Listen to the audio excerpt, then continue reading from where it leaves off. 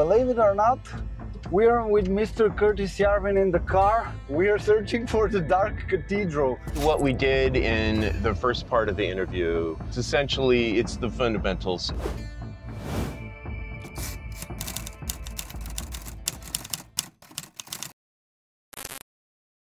Okay. If it falls, it will be part of the improvisation. All right, yeah, okay. all right.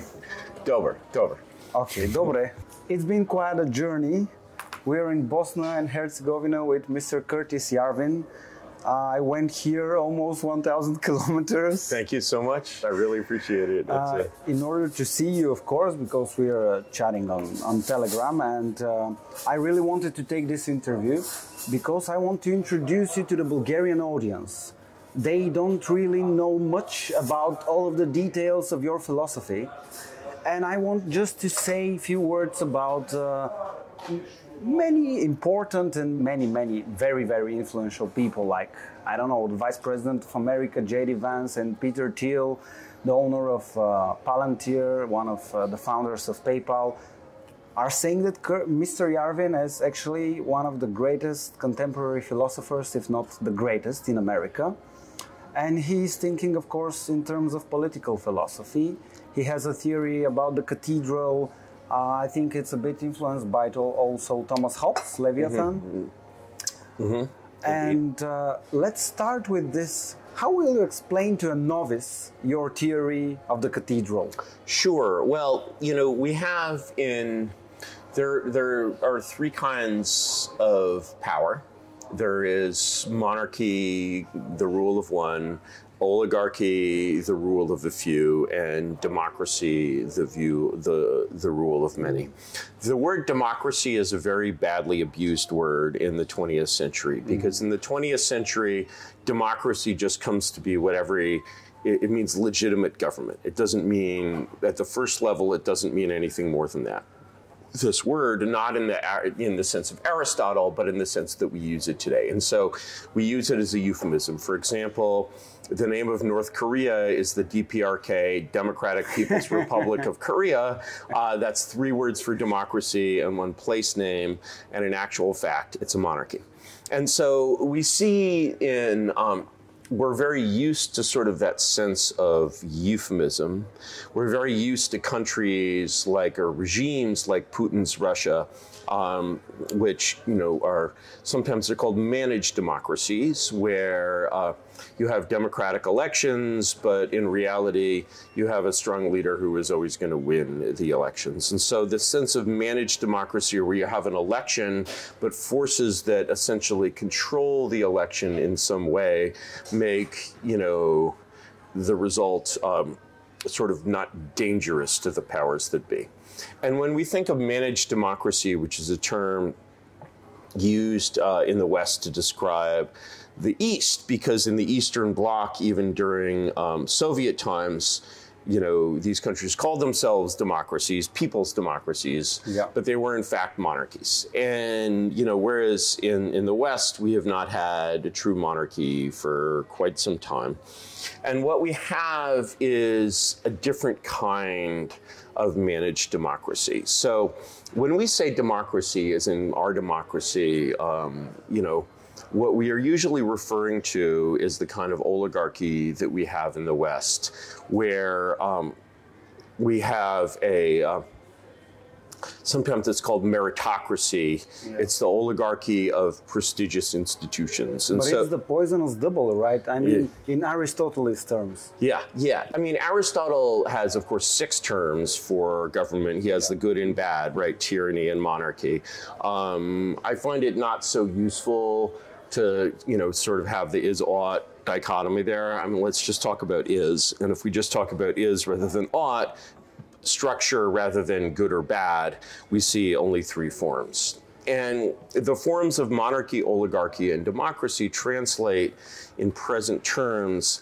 The literal word democracy is the principle of popularity. It's the principle of populism.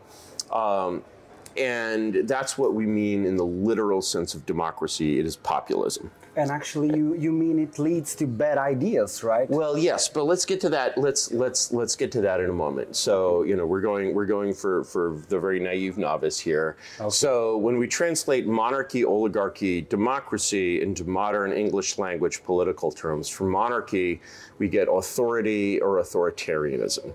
Fairly clear, uncomplicated definition. For democracy, in the literal sense of the word, we have popularity or populism. And then for oligarchy, which is the very much the structure of the West today, we have meritocracy or prestige. People will say civil society. They will use all of these terms. And when they say civil society, of course, they mean the people who are selected by these institutions to be almost like a Platonic guardian class. And, you know, and that's what civil society means. So to call that democracy, it's different from calling a monarchy democracy. It's instead calling an oligarchy democracy, but it's the same thing that Kim Jong-un is doing. And if you look at the way that these civil society regimes work, again, they are a different kind of managed democracy because they work largely by managing the story, the narrative that everyone lives within. And so my concept of the cathedral is sort of an observation that, you know, the principle of civil society is you have these institutions, sort of two classes of institutions. You have the universities, which are the brain, and you have the press, which is the mouth. Right. And then, of course, you have the deep state, and that's like the body of the state, the administrative state, the permanent bureaucracy. And everything outside, including politics increasingly, in the modern regime, everything outside of the cathedral and the deep state does not really matter.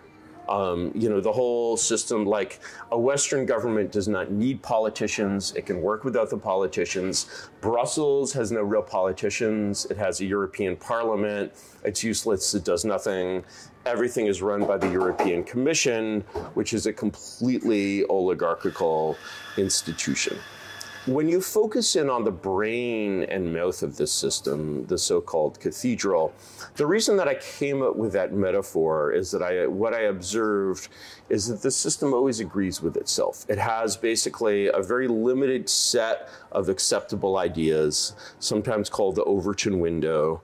And what is curious is that, you know, for example, if you look at, you know, just the United States, it has all these very prestigious universities, Harvard, Yale, Stanford, and so on. And what's strange is that these universities always agree with each other. And they also always agree with the press. They're always on the same page.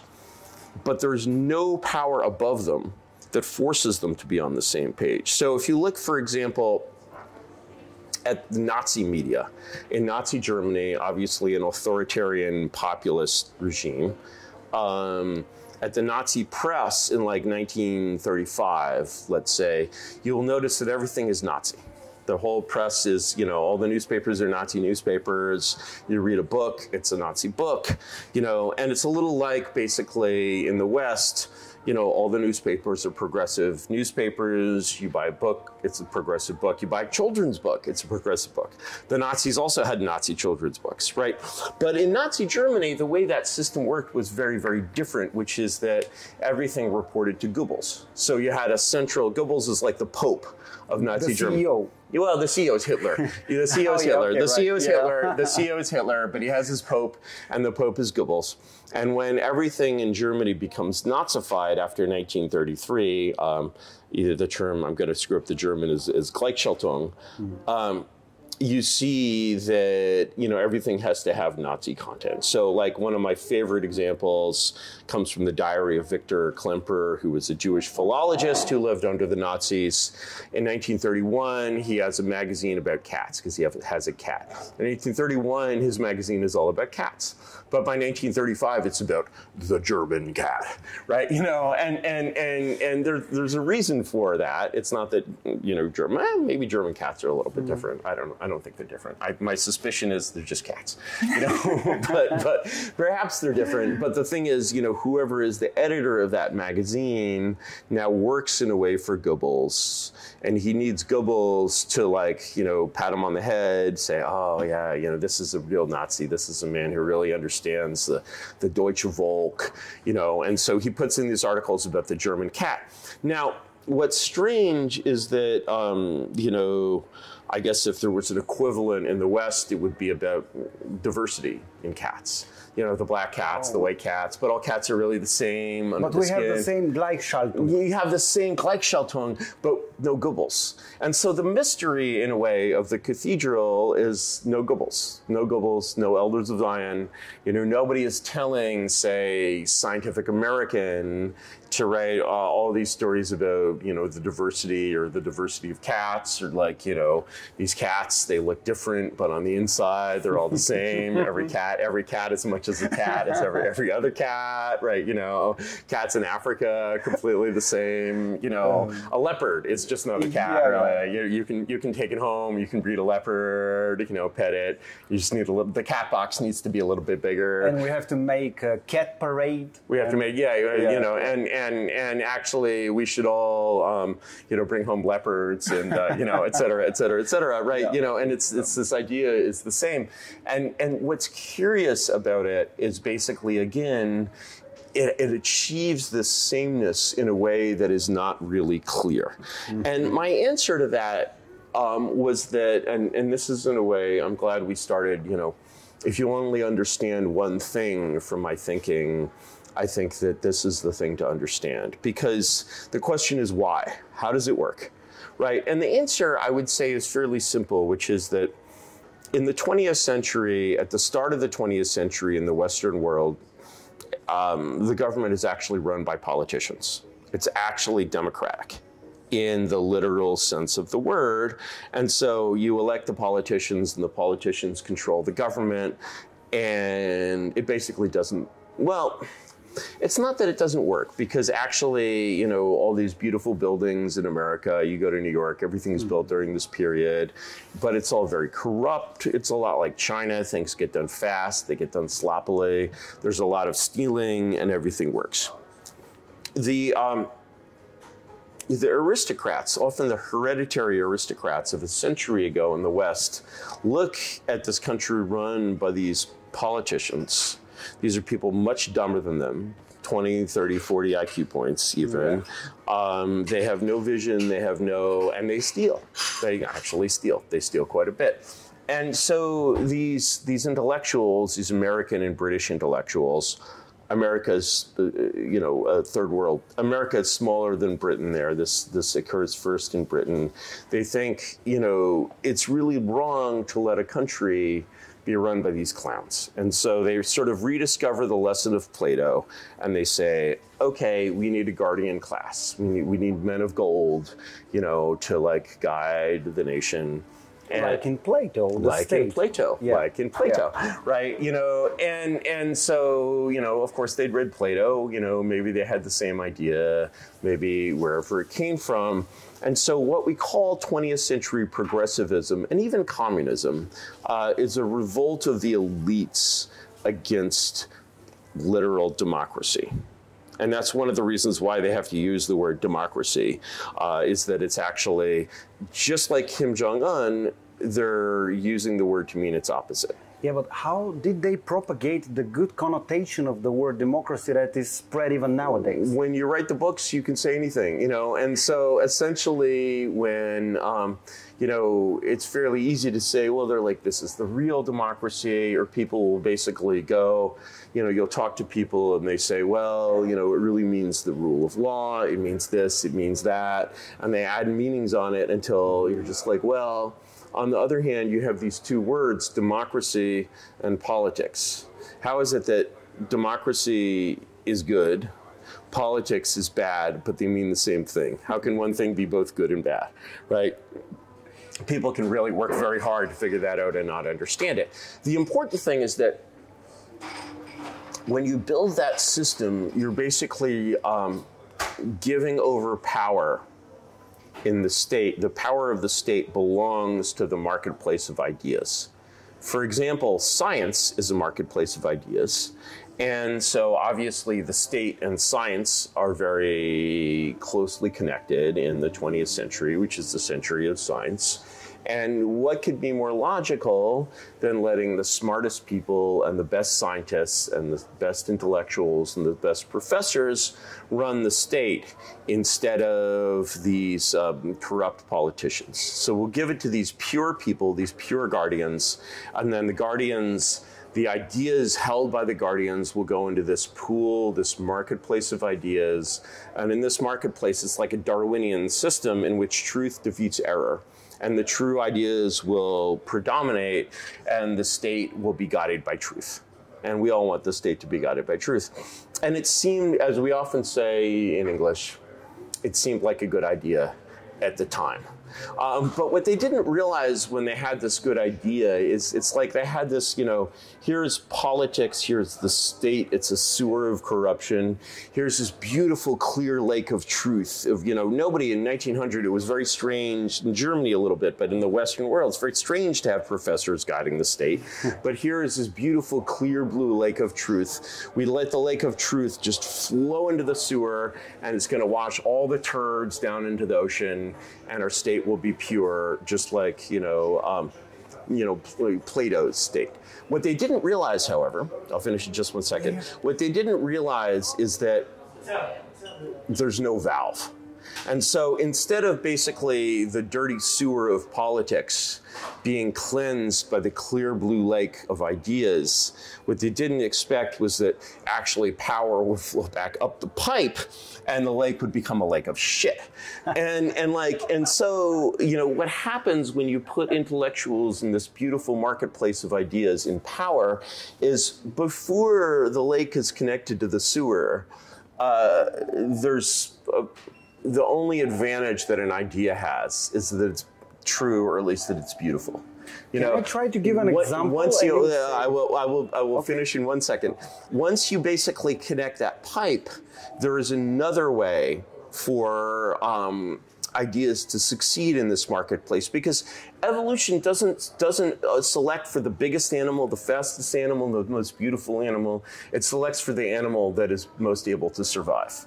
And, you know, the animal that is most able to survive, once you connect this marketplace of idea to power, is no longer the most true idea, but is now the most powerful idea. And that basically irretrievably corrupts your marketplace of ideas. And then, you know, over time, slowly, 20 years later, 30, 40, you go to swim in this beautiful blue lake and it's full of algae and turds, right? And that is essentially the state of what we call the cathedral today, is that it's full of algae and turds. That was a great discourse. Thank you for this thought. So the example that I want to give, and I'll see if you agree. So we have the pipe, or we have the water, the lake, and they try to put it in the certain idea in a certain way. And we have events like Event 201. Like, is that this predisposed idea? Event 201 was a simulation for the COVID simulation thing. And then COVID came. So is that the pipe running backwards?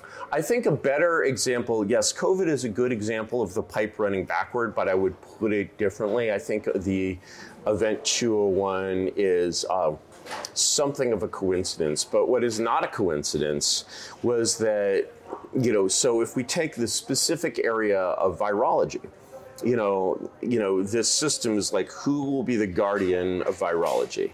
Well, you know, what about the shoemakers? What about the farmers? I know, wait, the virologists. We'll let the virologists make all the decisions about virologists, because they probably are going to make a better decision than the shoemakers. Sounds good. No, actually, I think the shoemakers would make better decisions, because here's how COVID happened. How COVID happened was that, you know, first of all, there was a natural event. that a virus jumped from bats into palm civets into people. And this was SARS-1. It was a very dangerous virus. It killed about 20% of the people who got it. And that was also because it was not very well adapted to humans. And but was that the story? That was the start. Yeah, the narrative. That was and what that start created, there's a nice phrase that I learned from one of my hosts here in beautiful Srpska, which is the economy of problems. And so SARS-1, here's a problem, right? So this problem then is like, you know, the sewage going into the lake. It's like the problem creates an opportunity to solve the problem. Of course, you know, what does it even mean to solve? It's not clear, but it's a real problem. And so virologists can say all of science works on the basis of funding, right? You get funds from the government to solve a problem that's an important problem. Clearly, bat coronaviruses are now an important problem. And to write a grant proposal, you need a problem. And so the problem is bat coronaviruses can mutate into viruses that infect humans. How do we solve that problem? Well, it's not so easy to say how do we solve that problem. You kill all the bats? I don't know. Well, but you know, in science there's an answer. It's an abstract field. It's like, all right, let's study bat coronaviruses. But you're studying them not out of interest, you're studying them because, as your grant proposal says, we have to protect people from these viruses. How do we protect people from these viruses? Well, we obviously need to know more. How do we know more? Well, we need to go to the bat caves and get all the bat coronaviruses. Of course, these bat coronaviruses, they're bad viruses. They don't naturally infect people. They're bad viruses. But, you know, as we saw from SARS-1, they can mutate accidentally. They can change. They can become viruses that affect people. That's a random process. But the thing is, the more that we can show that this is a problem, the more money we can get. Because they're like, this is a real problem. So to say abstractly, oh, this can mutate and infect people is not so much. But to say, actually, it can mutate in this way and affect people, that's something. And of course, we know enough about viruses to say what these ways are. So not only can we hypothesize that they might mutate in such a way, we can actually mutate them ourselves. And so, moreover, we can mutate them ourselves. We can't test them in people, but that's unethical. So we can basically take mice and modify them to have human lungs, sort of. And then we can modify the virus to be more infectious to humans. And we can see that it infects, wow, this could happen. So the general grant, you know, these grants have, projects have stupid names. This was called PREDICT. It was an acronym for something. Where predict that a virus could come out of the jungle, do this thing. What happens if we predict it? It's like saying, I predict that there could be an earthquake in California. So give me more money. Give me more money. To the NGO give me more money to the NGO, Eco Health Alliance, the specific NGO that was doing this work. And it was just like a person of ordinary intelligence shown this research would basically say, all right, you are creating super dangerous viruses. We don't know that it's one of these viruses that escape. We just know that it looks a lot like it. So maybe basically, you know, they were doing this dangerous research and then, you know, you're doing something dangerous and then there's a coincidence. Like, you know, you're doing something dangerous and something just like it happens exactly next door. I don't know. All we know is that they were doing something very dangerous and there was no purpose to it at all. Because actually, the funniest thing about the COVID research, literally we have a grant, a specific grant proposal. This proposal was rejected. It wasn't funded, but generally they do the work anyway. So it's probably what was going on in the labs in China. Another thing we know about COVID is that they're hiding all this. They're hiding all this data. So it's very hard to know, you know, obviously people, you know, hide, and then that's a sign of whatever. So this is what's so incredible about this research. If you read the specific diffuse grant, they said, we're going to create a virus that looks like this. It's in 6 parts. It has a furin cleavage site. It's exactly the shape of COVID. And then they actually had something where they proposed what they were going to do with this. And I think that how they were going to solve the problem. I think this part was so crazy that funders were like, no, this is ridiculous, because the second part of the proposal was they were going to design vaccines against all coronaviruses, and they were going to put them in gummy bears, and then put the gummy bears in the bat caves and cure all the bats. And I'm sure someone read this and was like, right, you know, because it was loopy, right? And so, you know, the shoemaker would say, what do you hope to get from this? Blah, blah, blah, blah. You know, you're really going to cure all the bats? Blah, blah, blah, blah. Right? And so the scientific process, however, basically made this the ideal thing to be funded. And so gain of function research is like, it's in the Darwinian evolution of the lake with sewage in it. Gain of function research wins because it generates money and it generates power more than, and the idea of let's not do gain of function research. Many people warned about this. Many influential, successful virologists were like, no, stop, don't do this. But when you say no, stop, don't do this, what you're essentially saying to your friends is, hey, buddy, you shouldn't be employed. Hey, you should lose your money. You know, and so the idea of no gain of function research is not a successful organism in this polluted lake, whereas gain of function research sort of rises to the top. And so actually, even after COVID, not only do they have trouble like investigating this, finding this out, this is still being done, even in the Trump administration, the guy who was appointed to run virology in the Trump administration, he wasn't a bad guy. You know, he wasn't involved in the bat research. No, he was well known for being the person who dug up in Alaska a frozen victim of the 1918 flu and rediscovered the 1918 flu virus, and see, that's a good paper. I think we're actually immune to the 1918 flu virus, you know, but it's still like, why are you doing this, right? It's like abstractly you can think that this could maybe have some good results in some ways, but the bad result is so obvious and so big, it's nowhere near worth it. Once you see basically the way that these ideas evolve, the way that gain of function research wins in this polluted lake, you see it everywhere. So what is expanding NATO to the east? Expanding NATO to the east, gain of function in diplomacy. And so the problem is that we basically thought for most of the 20th century in the West that we'd solve the great problem of political science, which is who watches the watchdogs. It's like, nobody needs to watch the watchdogs. We have a self-watching watchdog. He watches himself. You know, if he does anything wrong, he himself will bark. You know, and you know, then we discover, hey, maybe we don't have a self-watching watchdog after all. You know.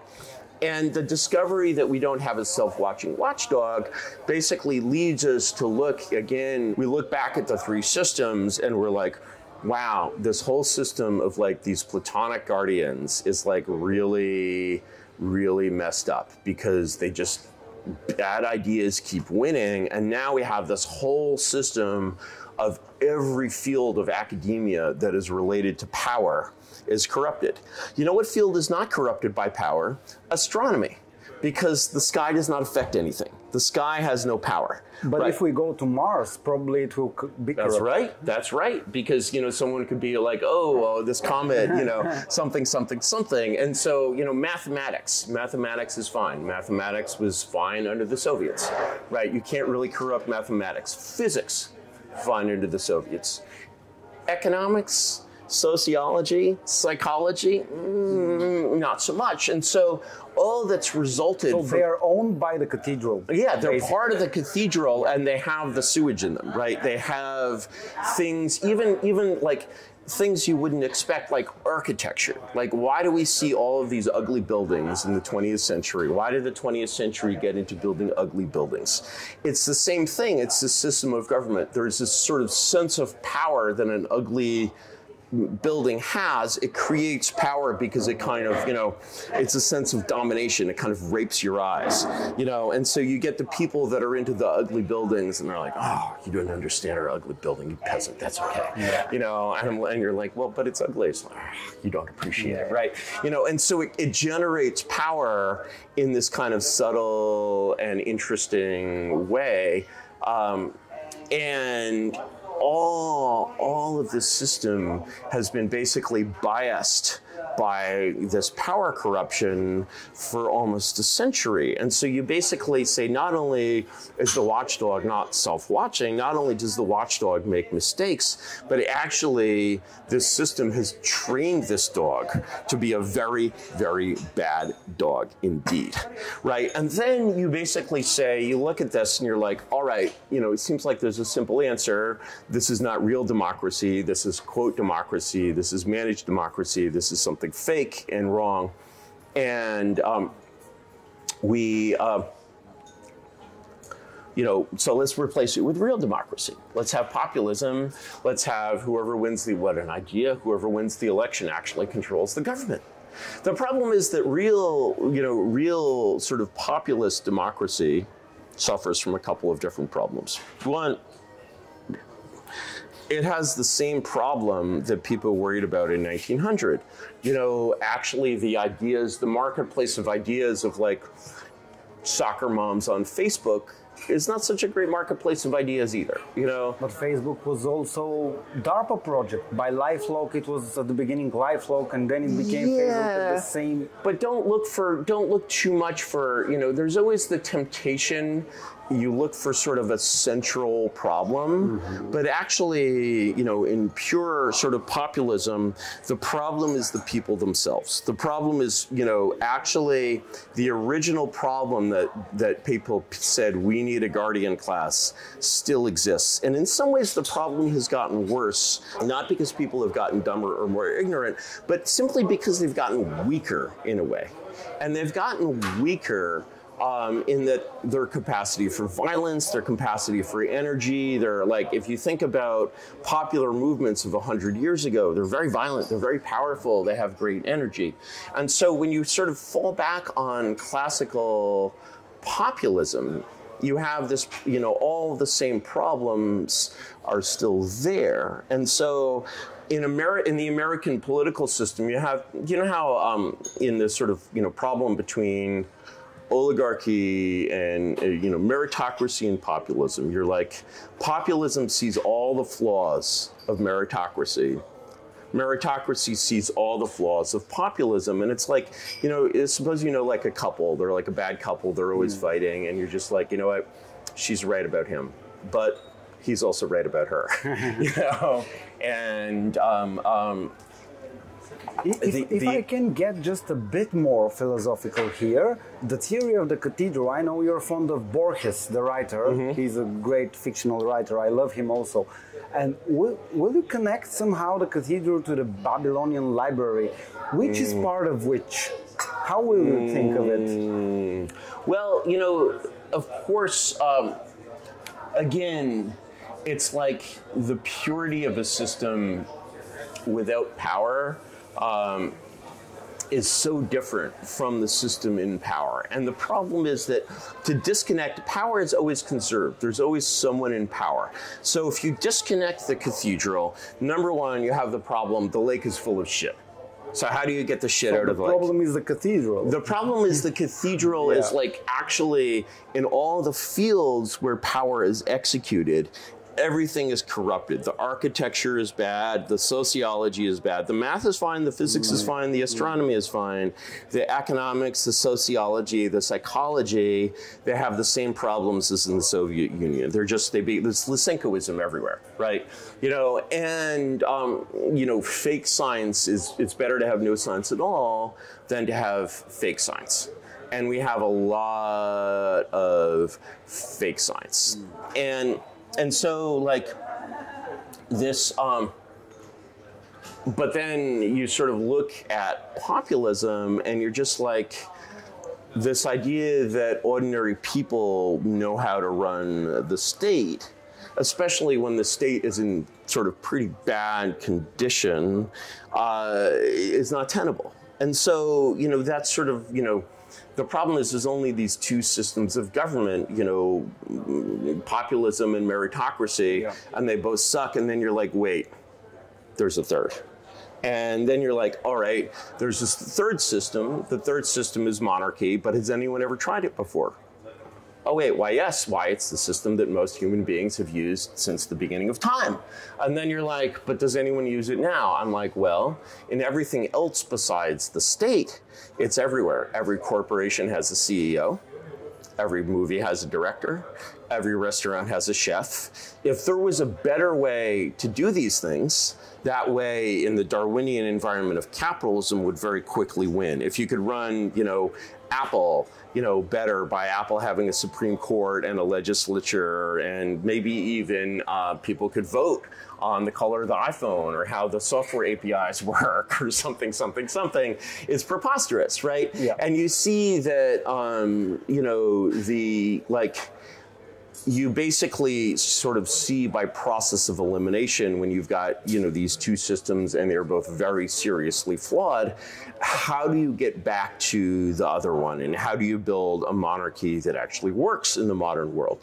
Now, monarchy is the system of government with the most variance. There's an enormous, variance, between, let's say even in Bulgaria, King Boris, a monarch, Todor Zhivkov, also a monarch, right? One of these things is not like the other. So you're like, all right, well, maybe classical hereditary monarchy, not socialist, Marxist, Leninist, democratic centralism monarchy is better. But again, there's a very big variance between, even in German monarchy, Frederick the Great, Hitler, both monarchs, right? And so, it's a very hard problem, and the problem of building the perfect monarchy is quite difficult. But, the problem of fixing populism or fixing meritocracy, I'm very comfortable in saying these problems are unsolvable. They don't give us the right to vote, so it's obviously a cathedral thing, is it not? That's right. It's the other meaning of democracy. Aristotle will tell you that bad governments love immigration. And you say, well, it's the Ukrainian wheel of democracy. Intellectuals such as Dostoevsky, and also Dostoevsky, and finally Dostoevsky. The Decabrici are sort of the first sign of that division in Russia. The rebellion in 1825. Yes. So it's a 200-year-old problem. This drone war is just the war of the devil.